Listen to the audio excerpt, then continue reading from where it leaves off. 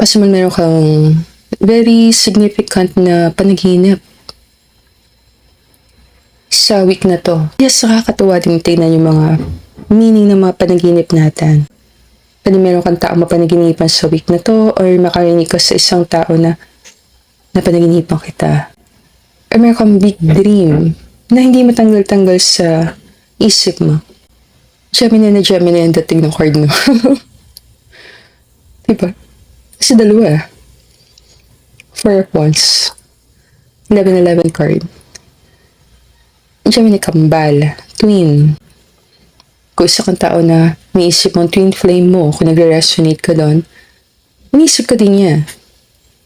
Kahit magkalayo kayo. Kakaiba dito, yung next card, 11-11 card din siya. Two of Wands. Naisip ka din niya kahit nasa malayo siya. Tapos, para siyang isang daan, nagsanga.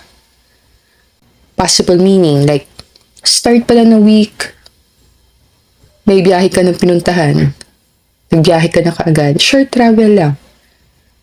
May pinuntahan ka na malayo sa bahay, na umuwi ka. Some possibility. Or medyo busy ka, dami mo pinupuntahan. Iba naman sa inyo, basta pala ng week, meron ka ng decision na ginagawa. Tapos ka sa more decision din siya. So, kita mo number 2 sa cards. Saan niya na kailangan magawa ng decision? Split decision. Ano meaning na? Like, so pasa ng week, meron kang ginagawa and then kailangan magawa ng mabilis na decision. Kasi kailangan. May urgency. Example. Magkita kita sample. Let's say, pupunta ka sa isang lugar, may nakalimutan ka. Kaya magawa ng split decision. Babalik ako. Medyo mahirap siya kasi may involved na travel. Ngayon, pwede mag-resonate sa'yo, pwede hindi. Sa general reading to. Marami lang dyan may maka-experience na meron kang plano and then karoon na split decision na kailangan mo umiba ng direction. Ang sample pa niyan, let's say may pupunta kang place and then ang bagong isip mo, dito na lang kaya tayo. So, possible maka-experience ka ng moment na yon na nakapagod, mag-iiba yung mga plano, napapatravel ka, pero all good. Maganda naman ang kinalabasan niya. So, week na to mga Gemini, very creative. Makagawa ka ng paraan. Like, kung may mga hindi mo ina-expect na problema dumating, ang bilis ng pacing mo, ang bilis ng pick-up mo, ang bilis din ng solution mo. Kung nag-work ka din, very curious ka sa mga nangyayari sa work. Kasi maraming Gemini kinakabahan sa workplace. Marami lang. Kasi may card dito yung 5 of Cups. May takot din sa future na paparating. Like, sample lang nito. Bigyan ka tayo sample. Like, nandito na tayo sa time ng AI. Hindi ba natin sinasabi na kailangan mo nang mag-iba ng career? Hindi naman. Hindi naman ganun. Kailangan mag-stop and then tingnan. Okay. Ano kaya ang possibility? Ano kaya ang mangyayari sa work ko? Mas wala maraming Gemini medyo nag-iisip. Hindi lang yung time na to, iniisip din yung future. So, sa week na to, pwede magkaroon ka ng time mag-introspect and pag-aralan yung mga nangyari sa buhay mo and mga decisions na ginawa mo and tingnan kung saan ba ako papunta. Kasi kung mayroong importanteng tanong na ibinigay sa'yo. Mayroon kang family member na nag-abroad, tinanong ka ng family member mo na, ikaw ba? Wala ka bang balak mag-abroad? Mga ganon. Or kung let's say, meron kang family member na nag-aaral ulit, nag-continue lang ng pag-aaral, pwede ka nabigyan ng tanong na, ikaw ba gusto mo din mag-aral pa? Ganon. Mga sample lang yun. Or yung iba sa inyo, mabigat talaga yung tanong. Like, kung magulang mo, ikaw ba, kailan mo ko bibigyan apo? Magtila kita. Wala mo pressure. Pwede kasi nape-pressure ka ng expectation ng society. Sa week na to, lalo mo yun nararamdaman. Pwede marami mga nagtatanong si, huy, kailan ka ba mag-aasawa? Huy, kailan ka mag-aanak? Huy, kailan ka ba pupunta sa ibang bansa? May pressure lang. Or Or kung may partner ka, uy, kailan kayo papakasal? Kung may partner ka, pwede na pag-usapan nyo yan. Na kung magkakatuluyan kayo, ano yung mga possibilities? Five of Cups lang, more emotional. Pwedeng very emotional ka sa week na to. Bago-bago yung emosyon mo. Para kang dalawang tao. Minsan happy, then minsan malungkot. Pwede ka nagkakaroon talaga mood swing. Possible din mo naisip ng mga ideya. Yes. Kung may mga matatagal ka ng mga tanong sa isip mo na kailan ko babalak talaga mag-asawa, kailan ko babalak talaga magtayo ng negosyo, kailan ko babalak gawin to. Possible, magkakaroon ka na ng ideya. Kailan maganda siyang gawin. Yung single ka, very spiritual tong week na to. Kasi parang longing for home. Parang hinahanap mo yung place na yun na safe ako magsabi ng feeling. Kung nasa isa kang loveless na relationship, trigger warning, sa mata reader, let's say lang, siya kung anong dahilan napasok ka sa isang relasyon na hindi mo taga-feel yung love sa relationship. Like, hindi ka emotionally invested sa isang tao na yun. Lalo mo mararamdaman niya sa week na to. Na kahit nasa loob ka relasyon, para ka malungkot. Para ka nag-iisa. Trigger warning. May mga nangyayari sa buhay ng tao na napupunta tayo sa ganitong sitwasyon. Hindi pala ako napupunta dyan. Pagtida kita. Bawal tayo judgment. Kasi tayo pumipili Diba? Kung kilala mo sa sarili mo, ikaw ba sasama ka sa taong di mo mahal? Kasi yun ang question Yun yung mabigat na question Ako, kung tanungin ako nun, hindi. Pagtila kita. Ano mo reason? Share ko sa'yo, chika Laura lang ako. Chika ko lang. May mga tao mabait, may mga tao na sweet, may mga tao na masayang kasama, nag-enjoy ka. Maraming tao na may magagandang qualities. Pero pag pinag-usapan romantic partner, pag hindi mo feel, like hindi mo gusto yung person, na silang hindi ka in love sa person, hindi mo gusto yung person, yung body mo will not lie. Yung body mo will not lie. Yung body hirap naman kalaban ng katawan. So meaning, pagkasama mo yung person, ayaw mo mapadikit sa kanya. Or ganun yung pakiramdam niya. Or pag pinipair up kayo, siniship kayo, ano ng mga kabataan niya. Pag siniship kayo ng ibang tao, niloloko nila kayo, uy, mga ganun. Yung katawan mo, hindi mo mapaliwanag yung pakiramdam sa loob. Naramdaman mo sa body mo.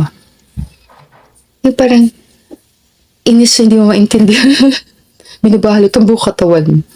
Ngayon kung nagre-resonate ka sa sinasabi ko, kung nasa isa ka relasyon na hindi ka na happy or makaramdam mo na parang loveless, wala yung love doon, paswerte yung week na mapag-aralan mo. Pwede mo siyang bigyan ng time pag-isipan. Kasi minsan, pag naging emotional tayo, ganun tingin natin sa partner, hindi ko na siguro yung love partner. Pero, may sakala mo lang tingin na mabuti. Kasi may tao nagkakagusto sa'yo, na malalaman mo kung sino. Kung nasa relationship ka, possible may jealousy na nangyari, may selosan na nangyari sa connection, may pinagsasalosan ka, o yung partner mo may pinagsasalosan, nandun na yung possibility. So, pagdating sa trabaho, mas maging creative ka, mas marami ka maisip na paraan para mapabilis yung ginagawa. Magaling ka pa rin makisama sa mga tao. Papansin nila yan sa'yo sa work na basta na dun ka, madali na sasolve yung mga problema.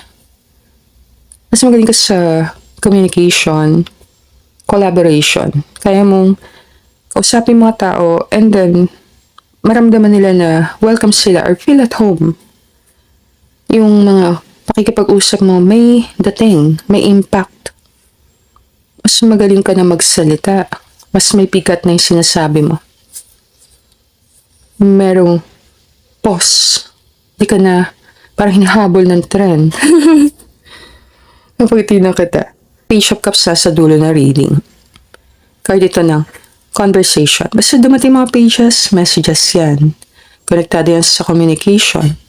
So, meron kang gusto kausapin kaibigan or importanteng tao, makatulong sa gawin siya ng medyo dulo. Medyo sa dulo ng week.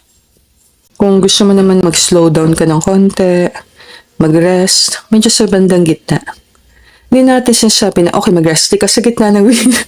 And then, sa dulo mo kausapin yung mga importanteng tao. Pero possible, ganun ang itsura niya. Kung mayroon kang pupuntahan, pwede mo siyang panuhin yung bago papasok ng week, and then sa gitna ng week, medyo relax. And then sa dulo, yung mga importanteng usapan, pwede mo siyang gawin na ganun.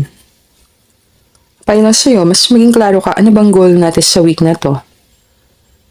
Kung ano yung pinaka-mahalaga, syempre unahin.